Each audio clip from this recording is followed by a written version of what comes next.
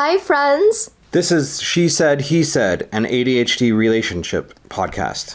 I'm your host, Anna. And I'm Craig. Welcome. I'm really excited about today's episode because we are going to talk about something that is quite controversial in society, but I believe is very necessary to be talked about. So I don't have ADHD, but I'm in a relationship with Craig, who is diagnosed with ADHD. I remember back in the day when I wanted to get some kind of information about real people, real life experience on this topic. I really didn't have anything to refer to. There are not a lot of resources online that is from real people's experience. So I really hope today's podcast can help you. Either you have ADHD or you are like me who has a loved one who is struggling with ADHD. I hope today's topic can give you some reference and advice and thoughts to think about. Okay, let's just dive in. I don't want to waste any time. We're talking about prescription medications for treating ADHD. Whether you should consider use ADHD drugs or not, hopefully after today's podcast, I can give you some insights to inspire you to think about it. And before we dive in, I have a quick disclaimer. Neither me or Craig are medical doctors, so we're here to share our personal experience. If you need professional medical advice, you must go see a doctor or a psychiatrist. How to say it? Psychiatrist. Sorry, English is not my first language. Yeah, so we're just offering our personal real life experience to you. Okay, let's dive in. I think I want to do something different today because Craig has the most direct experience with the drug, not me. I'm someone who looking outside of all the changes I see and everything. So today, in this podcast, I want to structure an interview to ask Craig the whole ADHD medication experience. Okay, let's start. So Craig, before you got diagnosed with ADHD, like you didn't know you have ADHD, what was your impression about ADHD medications? Like maybe it's from TV shows, maybe it's from other people talking about it on magazine, newspapers. I'm sure you heard about ADHD medications. What was your impression? Well, I've definitely heard of it, and I think a lot of us out there have heard about it.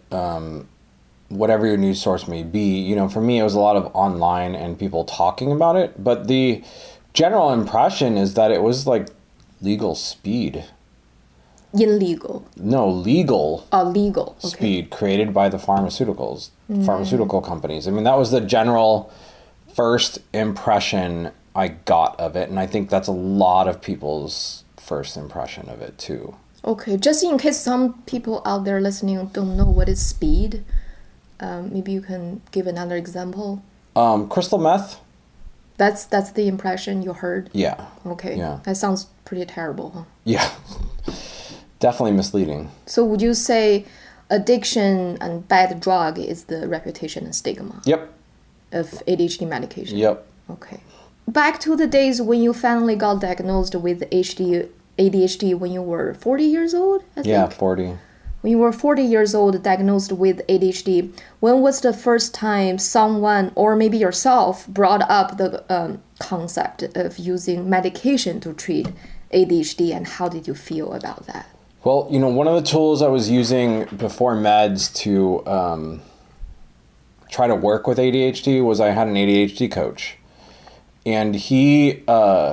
Before you talk about that, we want to give a big shout out to your ADHD coach. His name is Andrew Avery. You can find him on Twitter at ADHD Coach Drew. That's his Twitter handle. We have been working with Andrew for a few sessions, and including couple therapy. Highly recommend. Okay, continue. Anyways, he was the very first person to ever bring up the idea and the thought of medication to me. And I was very resistant for a long time. How did he bring that up? I think it was just a general question of like, hey, have you ever thought about using meds? It's just simple as that. And he explained how some of them worked and like what he's seen happen to some people and how it's improved some. And I was very resistant. Talk to us about what would you say your fears and doubts about the medication? Well, my fear was that it was addictive, and it was all, my fears were all based on like not having research and not honestly critically thinking about it and asking myself the right questions. So that's where all my fear was based off of. It was based off of like what I heard from, in pop culture, what I heard from society. So very resistant about it. Yeah. And how long did you think you were resistant towards medication after you're diagnosed with ADHD? I would say it was about 2 years. Right.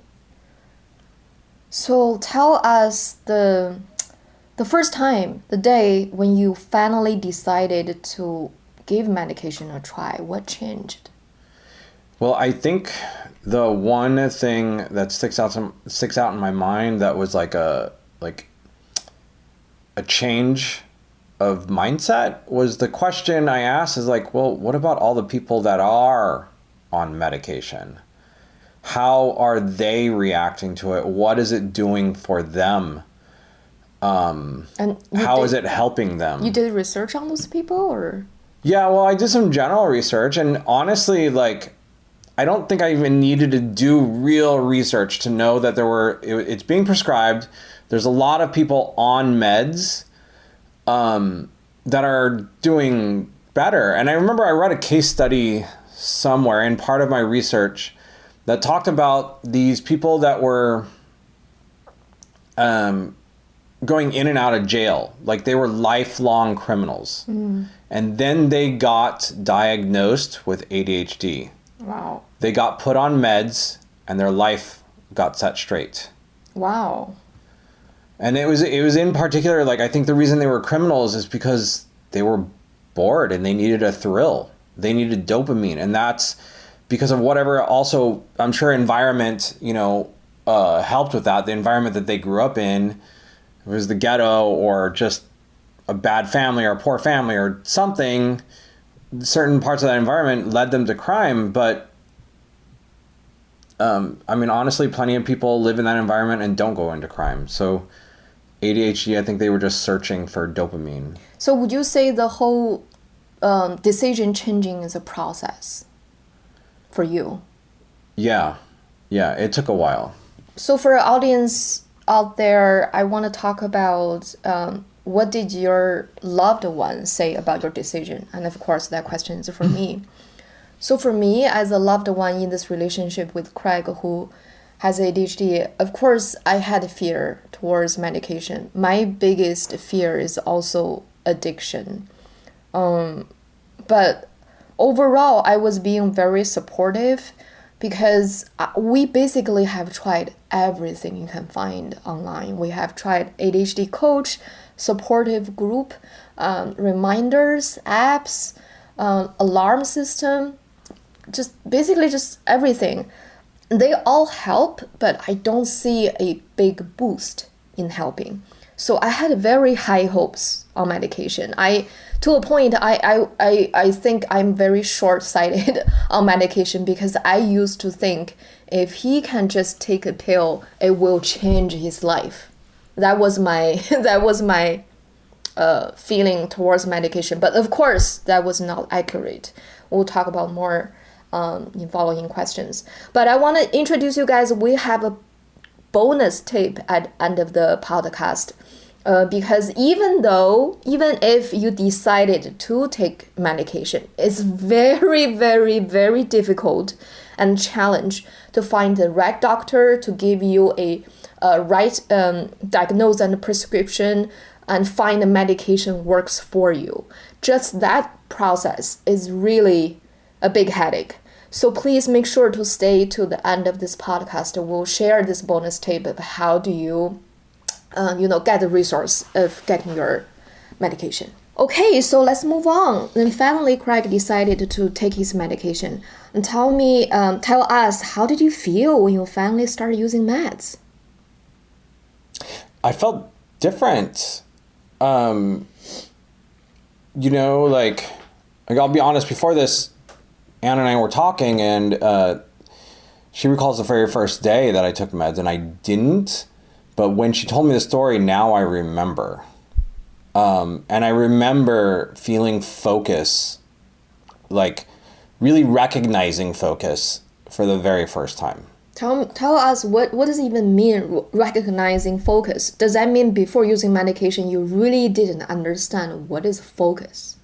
Yeah, I honestly, before I was even diagnosed with ADHD, I thought everybody thought the way I did. I thought everybody jumped around in their head and they could see multiple things at the same time, like multiple thought processes in the same time. I just thought that's the way it was. And, I think when I say recognized focus is because ADHDers can often get tunnel vision on something. They can get, what's the phrase I'm looking for? Like ultra focused. They can get hyper focus on something, but they may not recognize that that's what focus is. And so in my daily life, my brain jumps around. That's just the way I am, and I'm okay with it. But like that day, I just felt focus on and I wasn't hyper focusing on something. I was just like in a zone, normal focus, in a zone in normal life. It wasn't anything too I guess exciting. That's a normal mental state that people, like regular people who don't have ADHD have. Do you think neurotypicals is what it's called? Right. Do you think you can attempt to explain that kind of focus to your ADHD friends out there who hasn't taken medication? No. I think it's very not describable. It's hard to describe, and right. I'm sure I could if I gave it some more thought, but Okay, cool. So I think this question I forgot to tell you beforehand. I'm just adding in. You don't have to answer if you don't feel appropriate. But I feel a lot of people has this concern of, do you get high on medication? So did you feel high when you were using it? I think that the very first dosage I got was 15 milligrams. My independent doctor thought I was like super ADHD, I guess. So that's what I was taking because I didn't know any better. And in a sense, I felt high because I got sweaty and I got jittery. That doesn't sounds like comfort feeling. It wasn't comfortable. And like that's the honest truth, guys. Like for some of you that maybe have taken ADHD meds in the past and like are not on it or are afraid of it, like you got to find the right dosage size, which we'll be talking about. Yes, that's super important because the I had 15 milligrams and it was not comfortable in the same way it is for me today when I take meds. I guess the high I was asking that I assume some people might be concerned about it. I was talking about euphoric high, and because that people perceive that could be something potentially be very addictive. How did you feel the euphoric feelings, or did you feel it at all? Yeah, there was always a sense of euphoria, sure, but it's not the type of euphoria. At least for me, it wasn't the type of euphoria that I went and wanted to chase after, because that's what addictive drugs do, right? Like they give you a sense of euphoria that you're like, oh, I need to get back there, I need to stay there. That's not how I felt, even in the focus. I guess maybe I also separated the things enough to understand, like, okay, I like the focus, but I need to find the right time to have this focus. Right. Does that make sense? So you were being very adult about it. Responsible about it. Yeah. So after the first time of using medication, how often do you take it now? And have you been developing any addiction towards medication?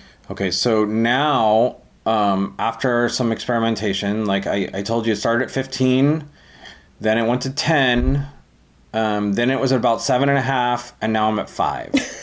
You're like, lower your dosage a lot. Yeah. I think the one thing that I realized about the 15 is, like, if you cut them in half, it's 7.5.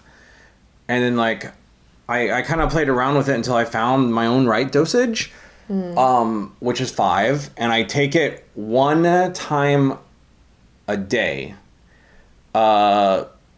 Usually about 5 days a week, sometimes less. I usually don't take it on the weekends. Sometimes I do. And I tend to take it early in the morning when I first get up. It helps me, like, start to function and get focused and get moving.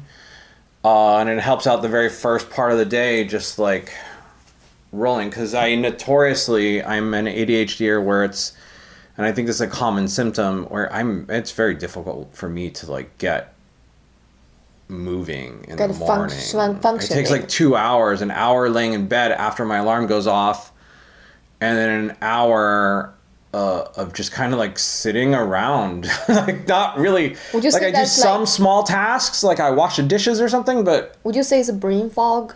Yeah, it's definitely very foggy for a while.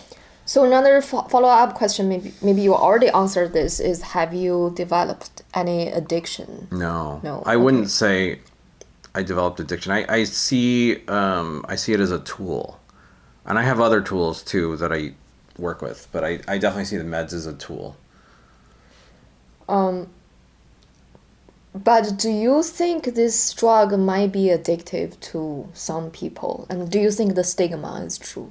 It's hard for me to answer the question if it's addictive to some people, because I think it's a person-to-person case. One reason I was afraid of it is because I know I have an addictive personality. Like, I'm super addicted to caffeine. So I like the upper feeling of that caffeine gives me, and so like I was afraid that that's where I'd be with this medication, but that's not your person. That's not your case. That's not how I am. Like, so, and that the 15 milligrams, like, I think strangely the 15 milligrams actually lives up to the stigma. Oh, so on some levels, looks like finding the right dosage is also key. It's super important. Right. It's super important, guys. Like, because, like, the difference between 15 milligrams and 5, the way I feel, is so dramatic. Because 15, I physically got jittery. I got sweaty. My palms were sweaty. But the difference in focus in my head is not very different. Okay, cool. Like, maybe I didn't like the physical reaction to 15 milligrams, but the mental reaction was nice. And, like, 5 milligrams is not as pronounced mentally as it is on 15. More subtle. It's subtle, but it's subtle in a good way. Cool. So let's talk about, how do you feel on days without medications? Like you previously mentioned, you tend to not take any meds on weekends. Then how do you feel? Not a whole lot different, because if you think about it, like, I tend to take the meds at about 7 a.m.-ish, 6:30 to 7:30, around there. And so it only lasts for like 5 hours. So I actually spend the majority of my week not on medication. So with that said, I think, like, I feel rather normal. Like, my weekends are a little slower because I have a different vibe about them in my head, although I'm trying to change that. Today I plan on being very productive, and it's Saturday.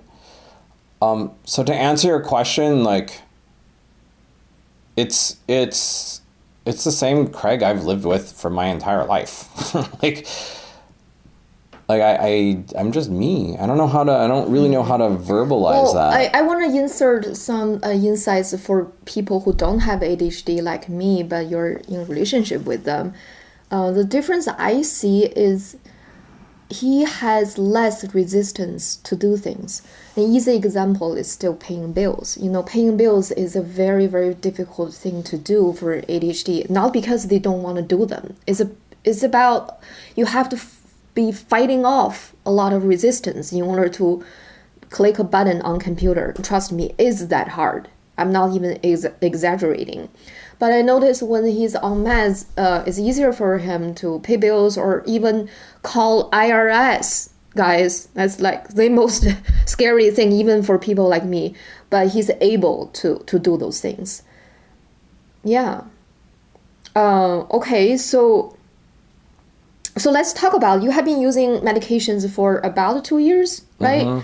What changes in life have you seen after taking medication in this past 2 years? Well, one thing I discovered with meds and somebody told me that in one of the ADHD groups that we were in, like the one in Reseda, they said that they only take meds when they have like a big project or big responsibility to do, something that they have a hard time either focusing in on or just doing, period. Like they have resistance to it, like paying bills. I know it's strange for those that don't have ADHD, that maybe are just discovering what it is, what it means, but like paying bills is really, there's a lot of resistance. Even if you have the money and it's simply 2 clicks away, there's a lot of resistance to doing something like that. And it's a notorious trait with ADHDers. I really don't understand that resistance yet, but I know it's part of it. So one thing I do, like I take ADHD pills when I have to pay bills. When I know or I need to make a phone call to the IRS, to DMV, to, insurance companies, to whatever, those things that a lot of people dread, but ADHDers have a much more difficult time doing it. Yeah, I want to insert a comment here is that interestingly enough, when he's in his best environment and element, he doesn't want to take medications. It might slow him down, such as, Craig is a filmmaker, he's a director. If he is on set directing a movie, a TV show, you mentioned it before, you don't want to take meds on those days. Why is that? Because I just get hyper-focused. Right. Like, it's the only thing that matters to me. It's something I'm super passionate about. It's also, like, because we're in quarantine, there haven't been these type of networking events in a while, but I notoriously, through most of my life, since I'm a community type of person, like I threw networking events. I've always thrown gatherings for people to come network. And I'm better when I throw a networking event than when I go to a networking event. When I go to a networking event, I think I want to have meds. I want to be on medication, so it's easier for me to get up, to walk up to somebody and just introduce myself, despite I'm what's the word I'm looking for? Wow. Despite I'm very outgoing, like when I go to a networking event, I tend to be a little bit more quiet. Wallflower? Yeah. Like I observe and I watch and I look, and occasionally I'll find myself in a conversation with somebody if they start it with me, but I have a difficult time starting it with them unless they are the biggest dog in the room. Then it's not hard for me to walk up to the biggest person in the room, quote unquote, and introduce myself. And it's not because I look down on anybody else in the room. I don't know who anybody is. That's just how I function. So that's an interesting, curious aspect of it. Would you say your life has been changing to the better after you using medication? I think so. I mean, I still have some things I'm still trying to work through and get through, but I think things like paying bills or making those phone calls or taking care of some life responsibilities, things that I think a lot of ADHDers either find resistance to or just don't even recognize as part of life. Yeah, when you don't know, you don't know. Yeah. And I think my life has been getting better, but I also think I partially attribute that not only to meds and to Bujo and to a calendar and to-do lists and to alarms, all those things that help me function. I also have the right partner, honestly. Like, and that's a lot of props to Anna. And so, because this is a relationship based, I think to all of you out there that are listening, that maybe have relationship problems because one is neurotypical and the other is not. You got to find that right balance and find out,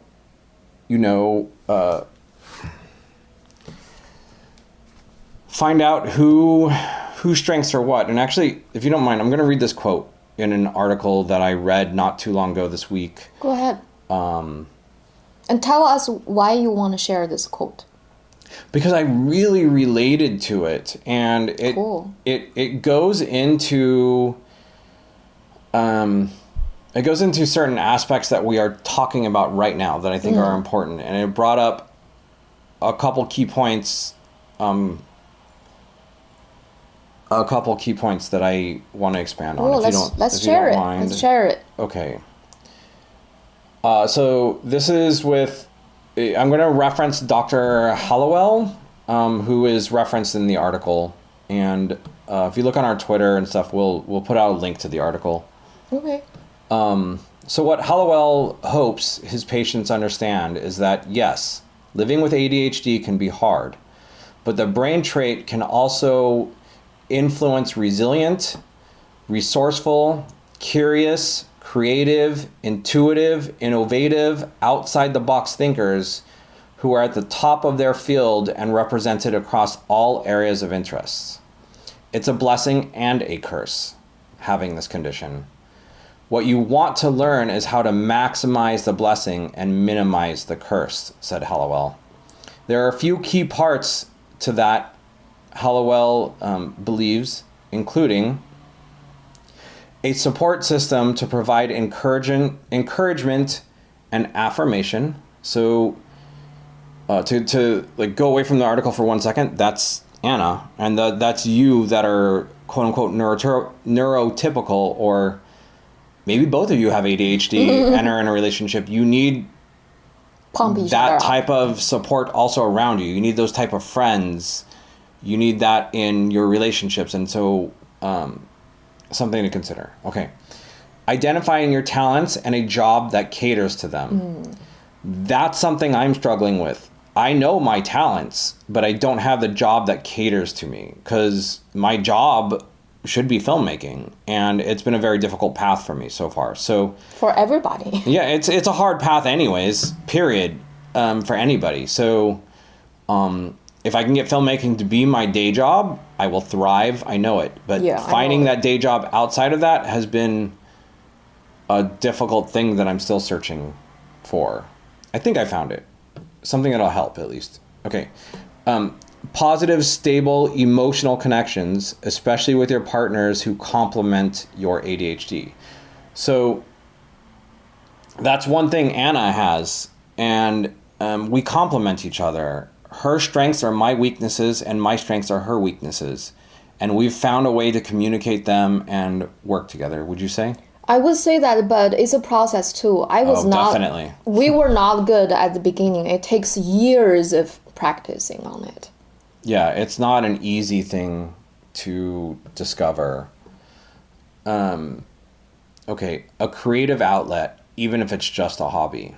So most ADHDers, if not all, are creative on some level. So pick up that pencil and draw, pick up that typewriter and write. Let's that camera stick to the course. Take photography. Ultimately, the more we demystify ADHD, the more we can recognize how it contributes to society. People with ADHD can take on the world. We've just been waiting for everybody else to catch up. That's funny. Okay, in the very typical ADHD fashion, we have been off course. Now I need to be the one who get ourselves back to the course of interview questions. So next thing I want to talk about the shame, because this is something you were struggling with, maybe still struggling, I don't know, but you had told me you don't want to be someone who can only function and be normal when you're on meds. You had that shame around it. You feel like it's not okay that people are, even including me, your loved one, look down at you when you didn't take meds. So how do you overcome the shame, or do you still have it? I don't really have it anymore. Like I always figured, or I began to figure in my head that instead of having it work against me, have it work for me. And the only way to get over the type of shame of like, oh, I need medication, is to realize like it's just a tool that's going to help me do some things better. And when I became okay with that, I also, quote unquote, came out of the closet of it. Like, I don't care if people know that I'm on medication for my ADHD. I don't care if people know that I'm ADHD. I'm not looking for anybody, I'm not looking for extra help because I have ADHD. But it's something that I'm proud of, and it doesn't bother me. Yeah, and by publishing this podcast is also you officially out of the closet, right? That I'm on meds, yes. Right. Not a lot of people know that, but it doesn't matter to me. It doesn't matter to me. Who cares what other people think of you? It's exactly. more important of how you think of yourself. Amen to that. So you talk about this briefly, but I want to get more constructive thoughts on how do ADHDers, how should they adjust their dosage? What advice you can give people to find the right dosage? Well, from my personal experience, the big difference between 15 and 5 milligrams and the way it reacted to me is like, or the way I reacted to it, is that it was very, it's subtle, but it's there. Where 15 milligrams was overpronounced. So I think that it was overpronounced for me. It may not be overpronounced for you. It depends on each and every person, but like I don't know if 15 milligrams gives the jittery feeling to everybody. I don't know if it makes them sweat. And also the 15 milligram, you're referring to the medication you use personally, which is Adderall. But there are so many different medications out there. Some are more expensive than others, so it all depends on your insurance. Yeah. And maybe I can offer... thereof. I can offer a tip here is I would suggest you talk to your doctor first. Always. And use the prescription dosage that your doctor gave you, but adjust from there. Either add more or reduce to less, and you have to be honest with yourself. We're not chasing the high feelings here. We're trying to get our life together to be a better person in treating our ADHD. Because at first when I was on 15, I was like, oh, this is cool. I like the mental like stimulation, but I started to get super sweaty all the time, and I started to recognize I was always jittery, and I was like, oh, this is too much. So what if I cut it in half and made 7.5? So we went out and got a pill cutter, and I cut it in half, and I tried 7.5. It was still a little too much, and then I just kept on experimenting. Cool. So we just have a few questions left. Let's talk about the pros and cons of medication. And do you think is a cure-all magic pill can cure ADHD? I don't think it's a cure. I think it's a tool. Okay. Let's talk about pros and cons. Pros first. Pros is that it can help you focus. It can be used as that tool that helps break down that wall of resistance that some people have. I don't know how consistent that is of a symptom in ADHDers, but that wall of resistance that some people have to doing things. And then, it also, another pro is like, it helps create some dopamine that we naturally lack. Yeah. So, meaning it would be easier to do things, and you have this natural drive to do things and finish tasks. Mm-hmm. What about cons? Cons are that it can take away the natural state of an ADHDer. So there are times when ADHD, I think, is a strength. Mm-hmm. And so there are times when you just need your ADHD brain to do something, or enjoy something on a different level that someone that's neurotypical doesn't really understand. But I think if you look inside yourself as an ADHDer, you will you can identify that part. And then with that said, I'm not saying that there's anything wrong if you recognize in yourself that you need to be on ADHD medication 24/7. I don't think there's necessarily anything wrong with that, but you really, ADHDers are very intuitive and they're deep thinkers. So if you can take the moment to look inside of yourself and answer the questions of, what do I need from ADHD medication? Why am I using it? And how should I use it? I think you'll have your own personal answers, and there's no shame in how often you need it or how less you need it. I want to insert a con here really quick that is health related, which I have been observing as outsider, which is will cause medication can cause a lot of dehydration, and Craig is not doing a good job stay hydrated. So if you are on medication, please make sure you drink extra fluids, extra water, stay hydrated. And medication can also cause you not feeling hungry. That's not in our case. You still feel hungry, right? Mm-hmm. But we heard from our doctor, a lot of patients will feel not hungry. So I would definitely recommend you, if you're on meds, make sure you still take very nutritious meals every day to keep healthy, keep a healthy body. And of course, eat healthy and exercise.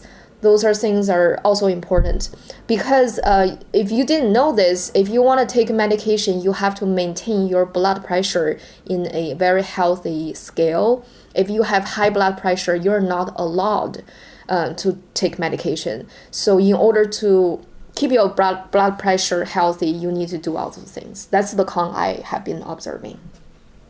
Good point. Okay, so we're moving on to the last question of today's interview. I want Craig to talk about what you want to say to other ADHD friends who are debating if they should take the drug. I think I'll go back to kind of what I mentioned before is you need to ask yourself, why do you need it? Why are you taking it? Why are you going to take it? That's a really good tip. How can it help you? And then how do you want to use it? Because, everybody's different. And I know there's a lot of ADHDers out there, or I'm assuming, that take it just like me, once a day, once every once in a while. Some people take it just before a big project, depending on what their job is.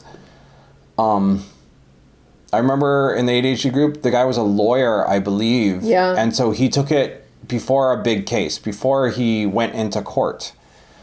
He took it when he needed to study something. But in daily life, maybe he didn't take it. And then there's some people that need it 24/7. So, and there's nothing wrong with any of those situations, but you need to ask yourself, what is your life like? How is your life going? What do you need to do to improve it? I also think it will help with communication with your neurotypical partner, and they will be more satisfied with the way you go about things than they may be now. So those are all very personal questions and thoughts that you need to ask yourself. And your loved one and your doctor. Yes, right? Yes. Okay, I guess that's all the interview questions for Craig, but we mentioned that we have a bonus tip I want to talk about, and that's mainly from me, which is, guys, even if you decided to take medication, it's a hell of a struggle to just get the medication. And I had been through hell to get Craig the right doctor and a prescription. I think the first challenge you are facing is get medically officially diagnosed with ADHD because it's a controlled substance, right? But if you just go do a whatever clinic, it could cost you thousands of dollars to do the evaluation and taking exams, tests here and there. It's a lot of struggle. And we live in California. How I did back in the day was I researched the most affordable ways to get medical diagnosed ADHD in my state, in California. And I was really lucky. We got a clinic who offer this diagnosis with a affordable cost. And because we are not sponsored, so I don't want to mention names just in case I'm not giving the best advice. Because this is a medical advice, I want to treat this more seriously. But the rule of thumb is you got to research the most affordable way to get diagnosed. And after diagnosis, you need a doctor and you need prescription.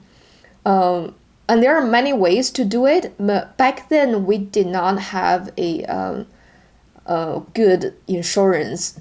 So back in the day, we did spend hundreds, within $1,000, but hundreds of dollars just to get a prescription every month, every period. Like when we get a refill, we need a new prescription, and that cost us a lot of money. But luckily, and then Craig qualified for medical and really helped us a lot when we had medical, because his medical cover ADHD medication. In his case is Adderall, and he needed to get a psychiatric and talk to a psychiatric and bring his medical diagnosis, get a prescription and get pills. And nowadays we get free refill, which is a huge help, because if you don't have a free refill, you don't have free prescription, you're looking at $300, even $500 each month just to treat it. And we're not super rich, so that's a lot of money for us. And I imagine would be a lot of money for everybody else as well. For a lot of people, not for rich people, but for a lot of people, that's a lot of money. So definitely do your research. And I want to specifically talk about doing research for people, please, for people who don't have ADHD in this relationship. You need to step up. The very common mistake I have seen people making who are in my shoes is kind of criticizing the ADHDer. Say, see, you can't do this. See, you can't get a doctor. See, you missed your doctor appointment. See, you can't even get a prescription. How easy is this, but you can't do that? So we, as the lover to them, we need to recognize this area is typically difficult and challenging for ADHD. The making phone calls to doctors, like making prescriptions, getting drugs, this is so difficult for them. So this is an area we need to step up. I highly recommend you guys, if you don't have ADHD, this is your job. Get it done. And then you bring the result to them to help them. And let's try not to blame them. Let's help them. Okay, that's the bonus tip I wanted to add. And for today's very special podcast, I want to end this podcast with a special treat, which is a poem that Craig wrote about ADHD and about ADHD medication. So why don't you end this podcast with your poem? Okay. So this poem I wrote during the journey, I believe it was before I started taking meds, and I had my appointment to get my first set of meds, my first prescription for meds. And it's called 15 Milligrams of Potential, the story of my first 41 years. So I'm about to turn 44. I was 41 when I wrote this, almost 3 years ago. Okay. It's 9 pages, so it's a little long, but it's worth it. I think both of you, neurotypical and ADHDers, will get something from this. Do you know what it's like to hear a lifetime's worth of, "You have so much potential"? That phrase itself seems harmless enough. After listening to it project after project, year after year, you begin to feel the inner monologue of the deliverer. You have so much potential. Why can't you just go grab it? So just do it already. But why don't you live up to it? Those words, they poke, they prod, they sting.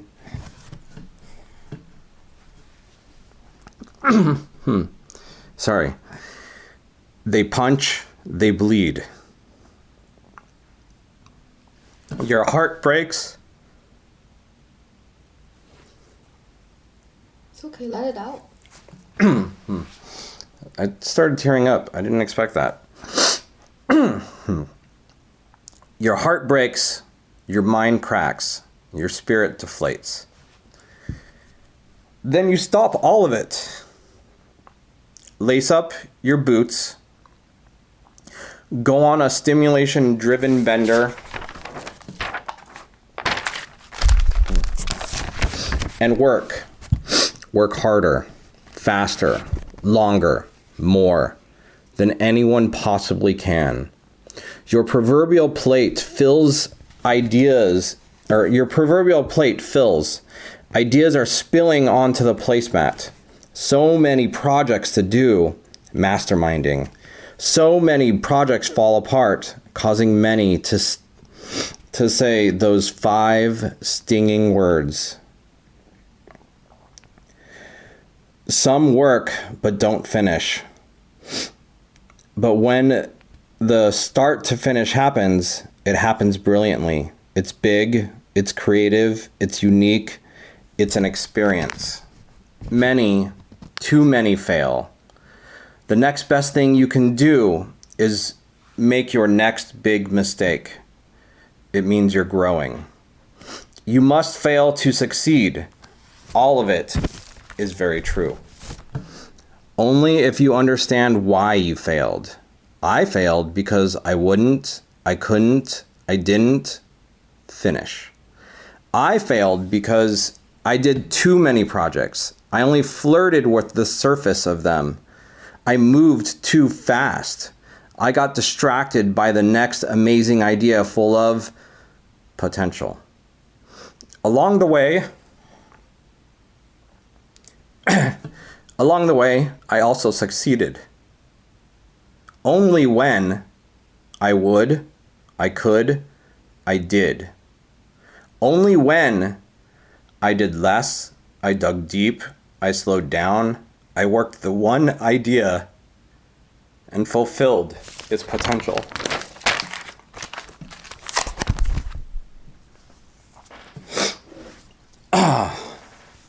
Wow, I'm crying. I did not expect this.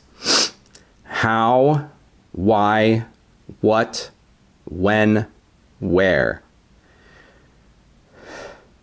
did my rare success come from? I didn't know. It seemed to repeat habitually the process of my many failures, more often than my successes. Was it deeply embedded in me? Some kind of fear of success? Or worse, some kind of buried memory that held me back? Too much pot smoking in my teens? A loving home? Not enough stimulation? Maybe I actually lived in hell, and not living up to my potential was punishment. So I searched. I went on my many storied adventures, punk rock houses, hippie commune houses, the underground art scene of San Diego, spiritual, metaphysical experiences where dreams and reality collided, theater troupes, standing ovation, TV interviews, magazine interviews, film troupes, celebrity friends, creative philosophies, both learnt and developed, connected communities, film festivals, multi-city film screenings, selling out theaters, starting movements, inspiring. A $4,000 heroin epic feature film, the good, the bad, the unfinished. Short film, love, friends, all in the name of trying to live up to my potential. None of it the answer, kind of. Hidden in all of those experiences, creativity, and stories, deep beneath the surface, so hidden it almost couldn't, isn't real, was the answer. I lived for 41 years before I'd actually, finally understand. It would hit like a ton of bricks or a bad car accident. A totaled Prius, another reflection of my life. This time, I'd turn to Google. Why can't I put my life together? The search engine practically yelled at me, ADHD. Do you often hear you have so much potential? Does your head often race with too many ideas? Do you often start too many projects? Do you often not finish a project? Are you a bad driver? Do you often do things to get stimulation? Do you move fast? Do you get distracted easily? Do you work really hard but don't seem to go anywhere? Do you have a divorce? Do you think out of the box? Do you have many thoughts happening at once? Can you multitask like a motherfucker? Are you super creative? Are you charismatic? Are you intuitive? In the words of Daniel Bryan, my favorite WWE wrestler, yes, yes, yes. All of these. The good lead to out of this world success. The bad leads to extreme poverty and broken dreams. So now what? How to, what to, how can, what can. Deep beneath the surface. Whoops. Sorry. Shape ADHD into the extreme ambitions, success I desire. Therapy, coaching, support groups, bullet journals, understanding. What is it to me? Desire for stimulation, extreme out-of-the-box stimulation, small, almost hidden lack of impulse control, large ambition, lots of creativity, lack of long-term planning, looking for the next shiny, racing thoughts, understanding connection to the universe, understanding connection between many big ideas, charisma, wacky sense of time, deep understanding of love, inability at finances and paperwork, visionary mindset, fearlessness, loveful intuition, lots of passion, lack of sleep, stressless to a point it hurts me, lack of stress that it helps me, inner hidden hyperactivity because on the outside I'm calm, dark, angry, understimulated thoughts, positive, optimistic, inspired ideas. This is my mind, which brings me the namesake. 15 milligrams of potential. A shiny pink pill, a toy, a tool, unlocking the unknown hidden secret of ADHD. A different kind of teaching. Brain to function in a society not meant for it. This is my newest answer to my 41-year-old question. How do I live up to my potential? That's it? Yeah. Interesting, because I have heard this poem many times. When you first wrote it, and when, special occasion, you would read it again. And every time I feel deeper connection. Because for people like me who doesn't have ADHD, you don't get to understand ADHD fully at beginning or in the process. I'm still trying to understand ADHD every single day. So you can only get deeper and deeper understanding about it. Thank you for reading us a beautiful poem, Pour Your Heart Out. So if you have any questions about ADHD in general, you can reach out to us on social media. We would love to hear from you. We would love to find people who are just like us, struggling and also fighting. So you can reach me at my social media handle is all the same. I'm on YouTube, I'm on Twitter, I'm on Instagram. You can find me at Anna Pan Films, which is ANNAPANFILMS. Anna Pan Films. You can also reach out to Craig. Yeah, I'm on Instagram, YouTube, Twitter. There's even a Facebook page with it. It's at the Derbied One. TheDerbiedOne.